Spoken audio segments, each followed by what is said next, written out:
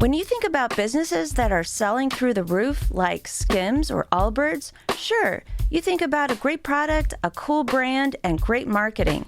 But an often overlooked secret is actually the businesses behind the business, making selling and for shoppers buying simple. For millions of businesses, that business is Shopify. It's home of Shop Pay, the #1 checkout in the world. You can use it to boost conversions up to 50%, meaning way less carts going abandoned and way more sales going through to checkout. Upgrade your business and get the same checkout Allbirds uses. Sign up for your $1 per month trial period at shopify.com/income, all lowercase. Go to shopify.com/income to upgrade your selling today. Shopify.com/income.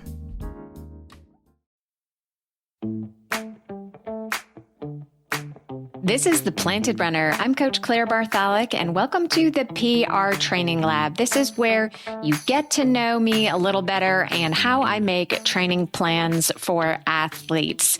And today I am going to be making a training plan for Lindsay, who entered to win a free training plan created live on the show. Now, if you would like to enter to win my next PR Training Lab training plan, all you have to do is write an Apple Podcast review and then go to theplantedrunner.com/PR lab.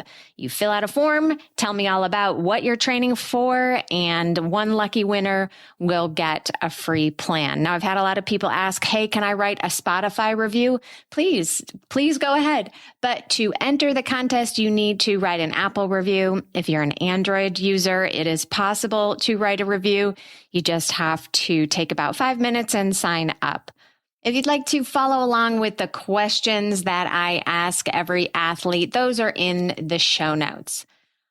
Okay, let's get started with Lindsay. She is 27 years old, born in 1999. So 27 is much younger than who I normally work with. My demographic is generally between 35 and 65.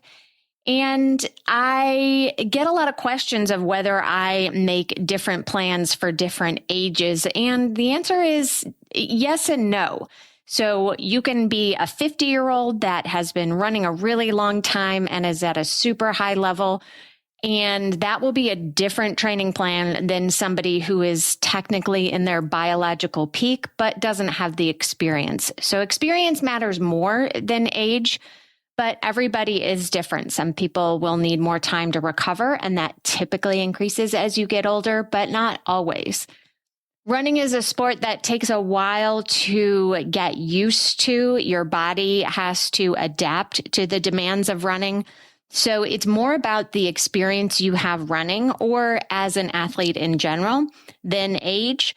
But two people who are the same athletic ability, obviously the older athletes more likely going to need more recovery, but they both can still train at a high level. So let's see what the deal is with Lindsay. How did she find out about the Planted Runner? On Instagram. If you have not joined Instagram or followed me on Instagram, please do. Of course, I'm the Planted Runner, and I give tips and tricks and do silly stuff because that's what Instagram likes, is silly stuff. So you get to see the silly side of me a little bit more on Instagram if that's your thing. So let's see what Lindsay is training for. She has a race in April of 2027. So as I'm recording this, this is the end of July. So obviously I'm not going to create a marathon training plan this far in advance, but it looks like she wants to have something in the meantime. So I've asked her what her goals are, and this is what Lindsay said. My last marathon was 3:39. My goal is to do better in my next race that she's planning on doing in April. Okay. So that means she's not doing a fall marathon. So lots of time before she needs to get into marathon training. So April marathon means specific marathon training would start in January. We are in July, so the rest of the year she's going to have to do something different. So we'll see what that is going to look like after we hear a little bit more. She does not have any injuries. That's great. Her most recent race, again, was in April of 2026. So this year she got 3 hours and 38 minutes.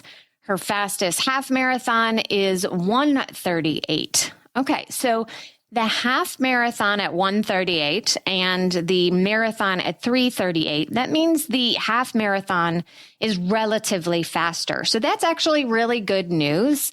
If you put your race times into a calculator, I like the one from Luke Humphreys the best. You can search for that. You can kind of see where your race times line up. So if you, let's say, put in a marathon time, it will estimate what all your other races are. So you can see which race you're relatively faster at. So she's faster at her half marathon. And what that tells me is that she's got a lot of potential. That means she's got a lot of raw speed, and that can translate to the marathon if she builds her endurance and, of course, strategy and nutrition and luck. You need to have a good course. You need to have good weather. You need to have some good luck on race day. But she has the potential. Now, I would love to see what her 5K is. If her 5K comes in at, let's say, 20 minutes or something like that, that means she's got a lot of raw speed. She's got a lot of talent at the shorter distances. And with her age being 27, we have lots of time to build endurance. So speed is something that, yes, you can work on at any age. You can get faster. But endurance is really something that doesn't have a hard stop like speed does. So speed and power are the things that our body is going to kind of throw off the bus as we get older, unless you develop it. But endurance is something that we can potentially improve for the rest of our lives. There's limits to it, but practically speaking, for normal people, there aren't limits to it. You really can build a massive aerobic engine. You can go for a very long time at not necessarily a super fast pace, but speed is generally the limiting factor. So that's why we see a lot of older athletes who are ultra runners or fast marathoners in their late 30s or early 40s. We see a lot of that in the elite world. We don't see that in the sprinting world. Sprinting is a young person sport, and you tend to be limited in your speed and power as you age. And this is just a generalization, but at 27, Lindsay's got a great stretch of years ahead of her. So lots to develop. And because her half time is relatively faster than her current marathon time, that definitely tells me that she's got a lot more potential. How many miles per week does she typically run? She says she runs 30 to 40 miles a week. If you're metric, that's 48 to 64 kilometers a week. That is very healthy for a marathon runner. And that probably means that she could go up, not necessarily have to go up. But again, with her age being on her side, usually more miles is better as long as you do it gradually and you can handle it. There will be a ceiling there, but let's keep going. What's the highest amount of weekly mileage she's ever run? She says 45 miles before her last marathon. That translates to 72 kilometers. So if she is normally running 30 to 40 miles a week and her highest mileage ever is 45 miles, that means it probably tells me that she has a lot more potential to go up. We don't want to increase her mileage too much. I would probably stay within 10% of 45 miles. So I'm not going to get her any higher than 50. But again, she's not training for a marathon right now. So we could gradually increase her miles for the rest of the year so that when she does get to marathon specific training in January, her weekly mileage is at 45 miles a week.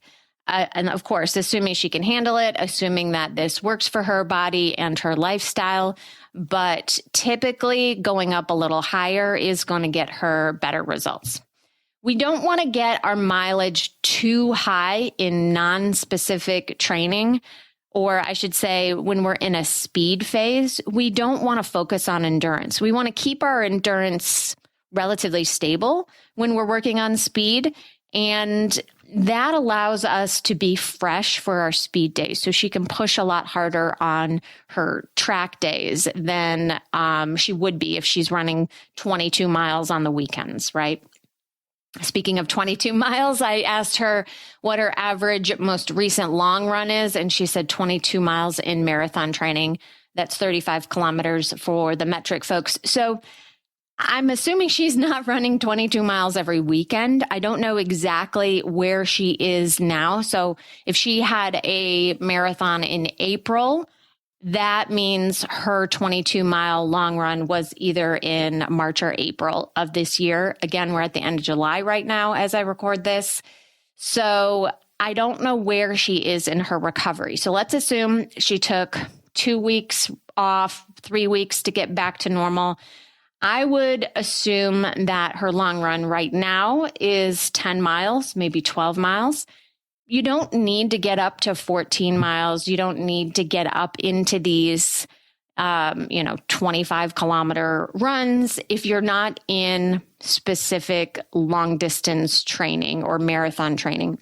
If she was maybe doing a half marathon, you could get up to 25 kilometers, 16 miles if you're a little bit more on the advanced side, but it's not necessary. And especially if she's not training for this, I would rather her get fast and strong and keep her endurance relatively flat for now, because we've got so long to go. So even just running 45 miles a week or 40 miles a week, that's going to help improve her endurance, even if she wasn't doing any speed work at all.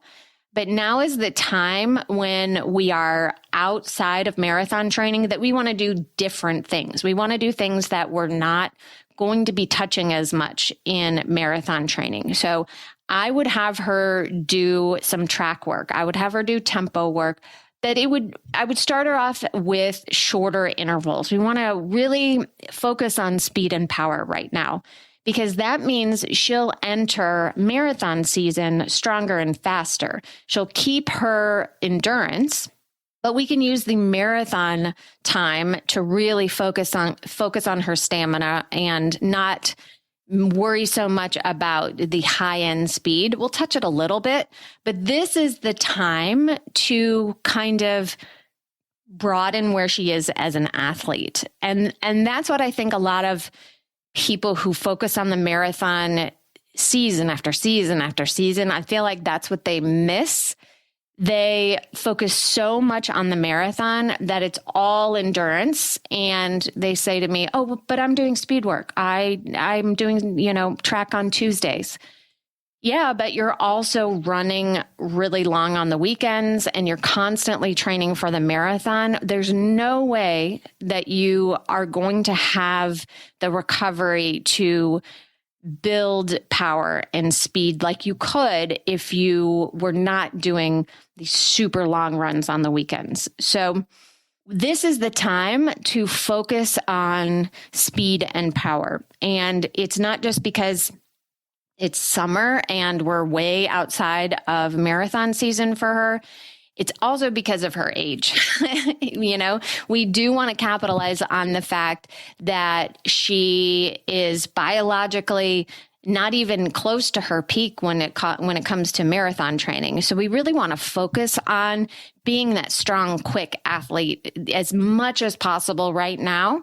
And then at the same time, keeping up the endurance, but we'll wait to have the endurance focus until we get closer to marathon season for her. So she runs all the days of the week except for Sunday, but she only wants to run 4. So I ask people that, like, which days of the week do you want to run? And sometimes they check them all off, and then they say they only want to run 4 of those days. So to me, that means they have a flexible schedule. They're only running 4 days a week, but they can run. They have the ability to run all the days or 6 days a week. So that's a little differentiator. I used to just ask what days of the week they want to run, and they would say 7 days a week. And I'm thinking, oh my God, you're running 7 days a week. And it's, no, they only want to run 4. So Lindsay only wants to run 4. She likes her long runs on the weekends. I'll be back with more from the PR Training Lab right after this. If today's episode hits home, I want to tell you about something that can help the next time your splits don't match your expectations. It's called the Readiness Reset, and it's completely free. It's a 7-minute audio that combines guided visualization with cognitive conditioning designed to train the exact response you need when running gets hard. Not after the fact, in the moment, while it's happening. Use it before a tempo run, before a long run, before you toe the line on race day. And here's the part that matters most. The more you use it, the more automatic the response becomes. It's not about motivation. It's about repetition and neuroplasticity. We talk about those a lot on this show, and it's applied to the exact moment you need it most, when your pace slips and your brain starts telling you a story about what that means. Go get it right now at theplantedrunner.com/reset. That's theplantedrunner.com/reset, and it's completely free. Use it this summer when the heat is testing you the most. This is The Planted Runner. I'm Coach Claire Bartholic, and welcome back to the PR Training Lab. What pace would you say is a very easy effort, a relaxed pace? So I always ask this because I want to make sure that the athlete is running a truly easy pace for their fitness. That is where we build the aerobic engine. If we are running faster than a true aerobic pace, you will still build an aerobic base, but it's going to be at a cost. And so you want to find that pace where you're still working. It's not walking, even though walking is great. Walking builds your aerobic fitness as well. But you want to make sure that you are not stealing speed from your speed days. And this is even extra important when you're in a speed phase. You want to save that speed. You want to budget your speed for your speed days. So Lindsay's running 9:30 miles for her easy days. And for her fitness, that's right on the money. So she's probably, her easy pace on a normal given day when she's not super tired is probably 9 minutes to 10:15, somewhere in there. A 9:30 pace for the metric folks is about 5:54 per kilometer. So for her, that is an easy pace. So that's great. I don't need to lecture her on what an easy run is. What day of the week does she want to run her speed days? Tuesday, Thursdays, and she's taking one of the weekend days off. So what I'm going to do for Lindsay is set up a schedule where her long run is on Saturday, and she has 2 speed days a week, most of the weeks, not always. And she's going to run on Friday, the day before her long run. Now, when you're not in a specific marathon phase, you don't necessarily have to run the day before your long run. I like scheduling a run the day before the long run in the marathon phase because it makes the long run a little bit more challenging. The stacking of the 2 days in a row simulates a longer long run without the negative sides of it. So instead of running, 20 miles for your long run, you're going to run 12 miles. And the day before you might run 8 miles or something like that. So you're getting in the mileage. You're just spreading it out over 2 days. Your metabolism gets stimulated twice instead of once. And you're not just running yourself down in the ground. You're taking a break and sleeping overnight. And it really does give you the benefits without as many risks when you stack your days. But when you're in a speed phase, you don't necessarily have to do that. We're not training for the rigors of a marathon right now. We are prioritizing speed and strength. So you can split up your days a little differently if you want to. If you want to get in the habit, though, of running the day before your long run, this is a great time to do it too. But your long run in this phase is going to be shorter. I recommend most people somewhere 10 to 14 miles would be a good long run for your speed phase. You don't have to run these super, super long long runs. I know a lot of people are afraid of losing their marathon fitness. And I promise you, if you are running 2 hours for your long run, you're going to be just fine ramping up to 3 hours in marathon training. You will get there. So don't worry about your long run. I think a lot of people put too much focus on the long run, even during the marathon phase. But especially now in the summer, if you're not training for a fall marathon, your long run does not have to be that long. I ask all my athletes if they're flexible with their schedule. It's always really important to make sure your schedule is working for you.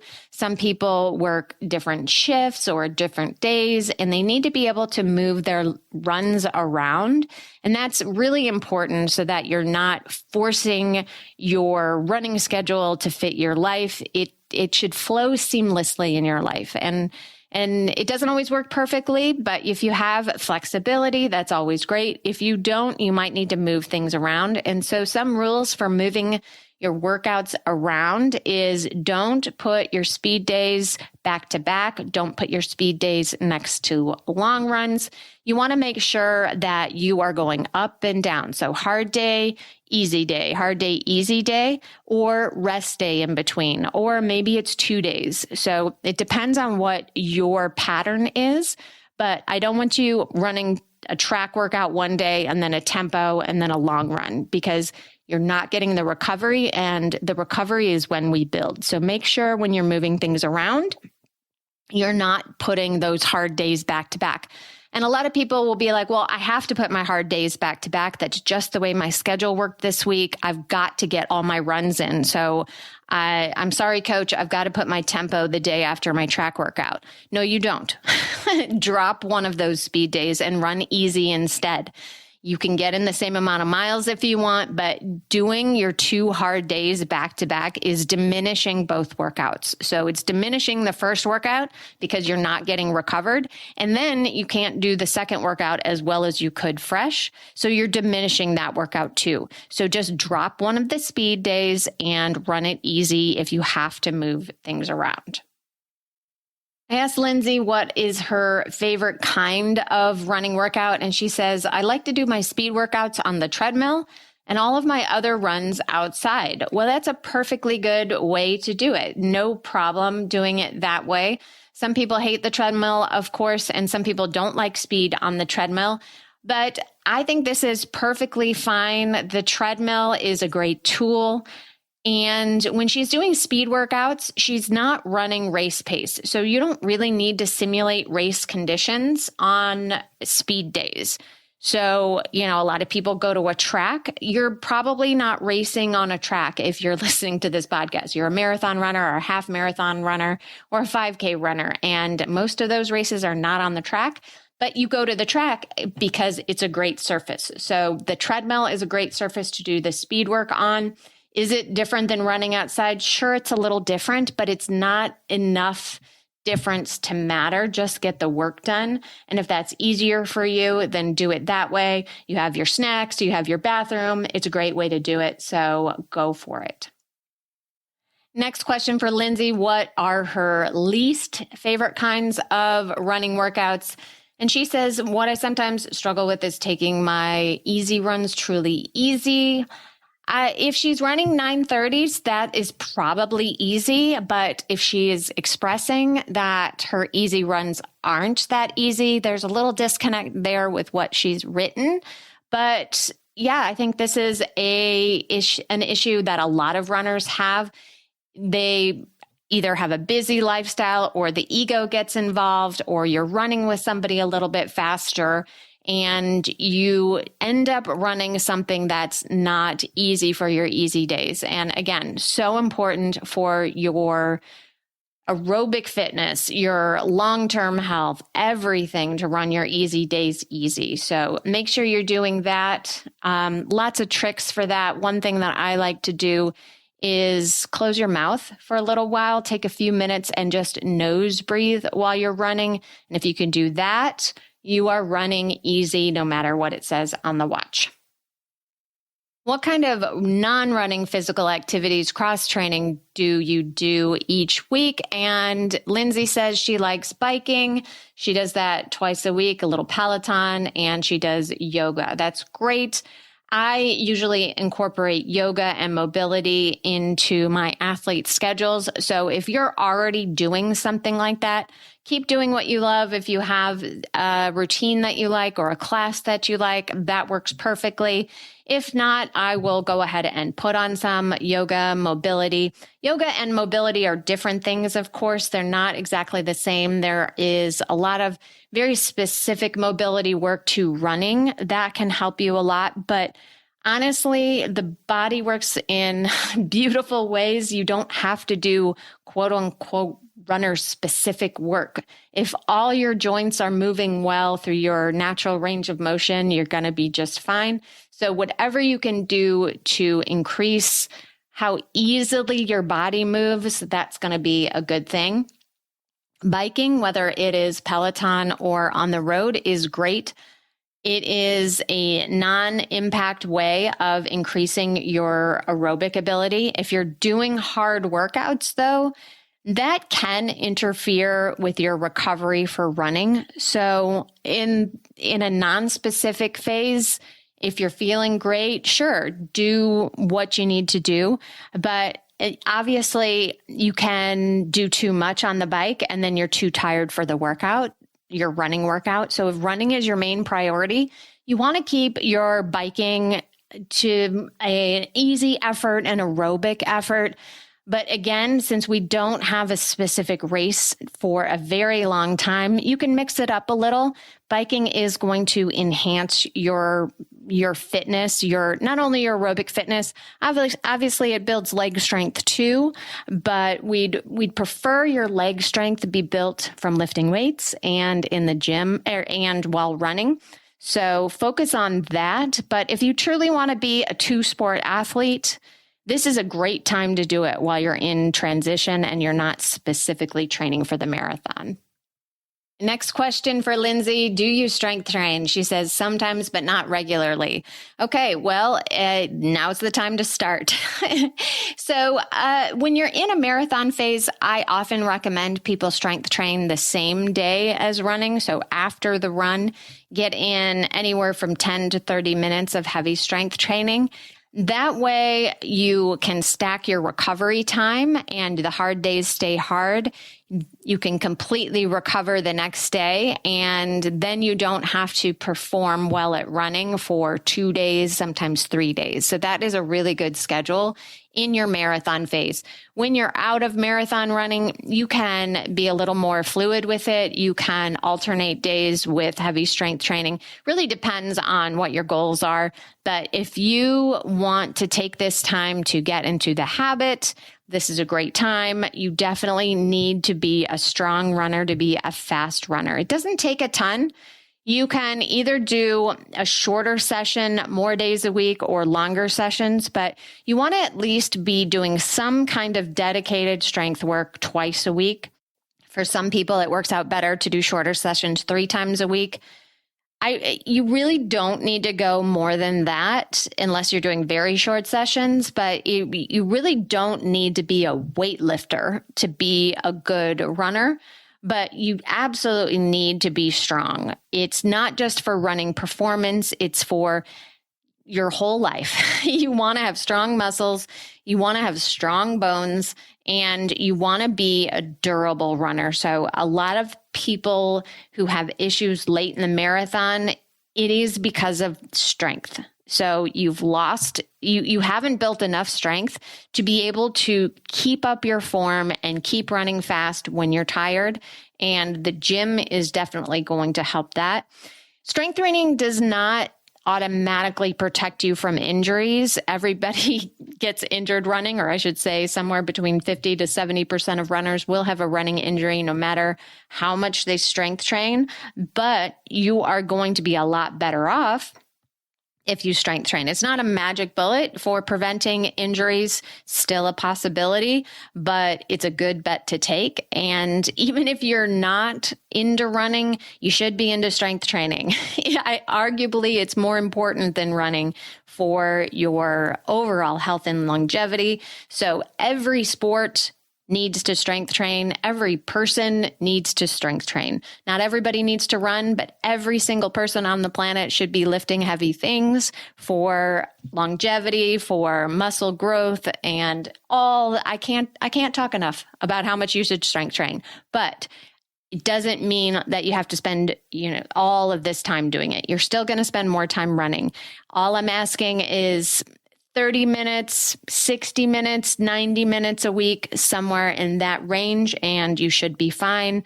Start small and work your way up and just get into the habit. It's like brushing your teeth. It's something that everybody has to be doing to live their best, healthiest life.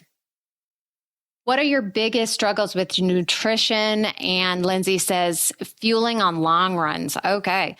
Well, this is a topic that could be its own show, and I've definitely done episodes on fueling during long runs, but the basics are that you need to have 30 to 90 grams of carbohydrates per hour while you are running. And 30 is on the low side. That's kind of outdated advice. We really want to aim for 60 grams of carbohydrates at a minimum per hour of running.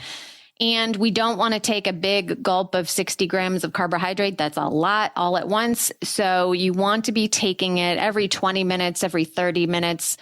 Use time instead of mileage, because you really need to have that regular drip of carbohydrates to keep your brain happy and to stay away from the wall. So this is something that needs to be practiced. That is a lot of sugar. So it's not something that people can just start right away and feel great doing. So find something you like, find a variety of things that you like, because what you like at mile 5 might not be what you like at mile 15. So get some variety in there, get some options, and start practicing early. Now, in this phase, does she need to be fueling during her long runs?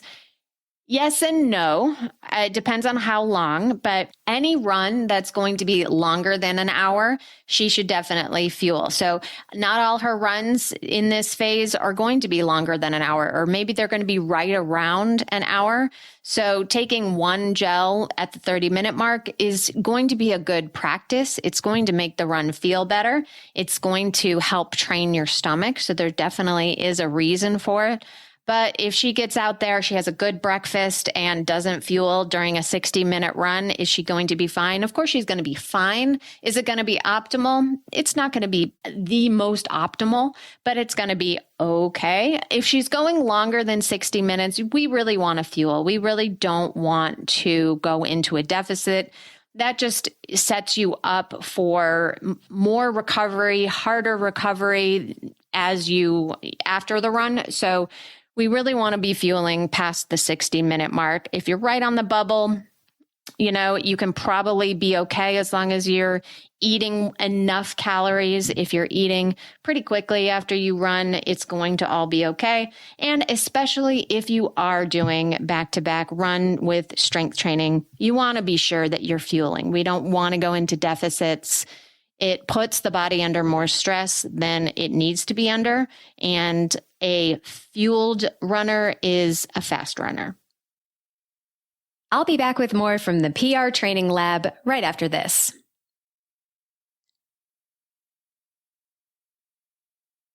This is the Planted Runner. I'm Coach Claire Bartholic, and welcome back to the PR Training Lab. The next question I always ask is about the mental struggles. Like, what does Lindsay struggle with when it comes to success and performance? And she says she can get down on herself when she doesn't hit her splits. And I think that's a very normal reaction. We are runners that want to do well. And when we don't do the things that we are trying to do, it's disappointing. And that is definitely normal. But I would say there's lots of ways to get around this. I have lots of mental strength courses and tips and things that I talk about a lot on the show that are very, very helpful. But I would say that the biggest thing that we need to think about when we don't hit our splits or we don't hit what we want to do in workouts and races is we got to get curious about it and stop trying to think of things as pass fail. You know, we're out here just living life, collecting experiences and making everything so black and white. We've either hit our paces and we're a success, or we haven't hit our paces and we're a failure. That's a really hard way to live in a binary world, because that's just not reality in anything else in our life. There's a lot of gray out there, right?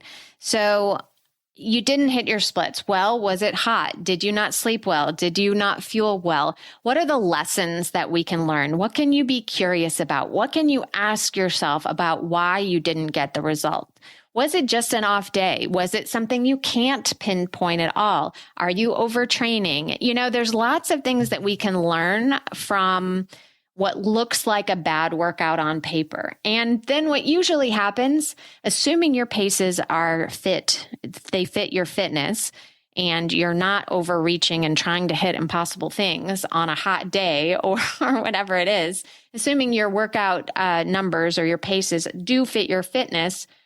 Usually what happens when you miss a workout is that it sets the bar low and your next speed day goes really well. It just happens to be an off day for whatever reason. Now, if there's a trend, if you keep missing your splits over 2 weeks, 3-4 workouts in a row aren't going your way, then it's time to evaluate, step back, look what's going on, maybe readjust your paces and see if there is a pattern. So for trends, we definitely want to change things up, but more often than not, it's just an off day for a reason that we either figure out or we don't. And if it is something we figure out, then we try to correct and adjust for next time. So it's normal to get disappointed when things don't go our way in running and in life, but the best way to handle it is to really figure out what we can learn from it and how we can make the next workout even better. What are you hoping to learn or gain in this training cycle? Lindsay says she wants to build on the fitness that I have from my last marathon cycle and get stronger and faster. I love to PR, who doesn't? And I want to work towards a BQ. Okay, great. I know strength training is important, but I haven't made it a habit, and I like to bike and I want to use it to help my endurance. So we talked about all those things except for the BQ part. She wants to get a Boston qualifier, and at age 27, that's going to be pretty fast.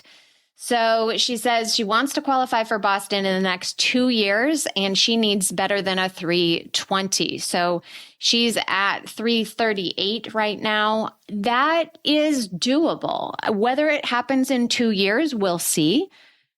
Could it happen? Absolutely could happen. She has only run 3 marathons. She's done 1 a year starting in 2024. And her last marathon was a PR by 14 minutes.